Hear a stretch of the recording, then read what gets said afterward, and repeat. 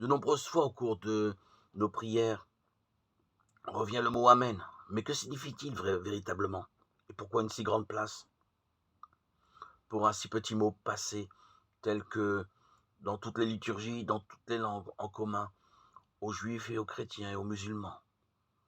Dans son commentaire de l'évangile de Jean 41,3, saint Augustin nous rappelle déjà que Amen, au début des affirmations de Jésus, se traduit par en vérité.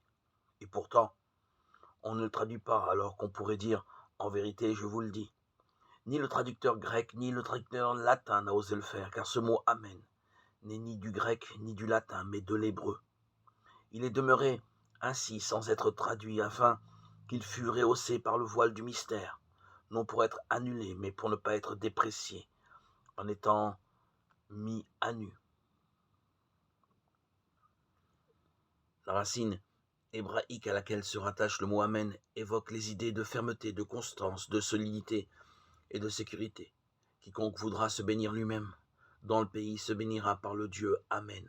Et quiconque dans le pays fera un serment le fera par le Dieu Amen. Isaïe 65, 16. Le prophète évoque ici un Dieu en qui on peut avoir confiance parce qu'il est fidèle. Traduit la Bible de la liturgie à ses promesses. C'est aussi un mot qui exprime une confiance ferme, une adhésion certaine à un vœu, à une prière, à un serment, à une malédiction, prononcé par une seule personne ou par tout le peuple dans un contexte presque toujours liturgique. Béni soit le Seigneur, le Dieu d'Israël, depuis toujours et pour la suite des temps. Et tout le peuple dit Amen. Alléluia.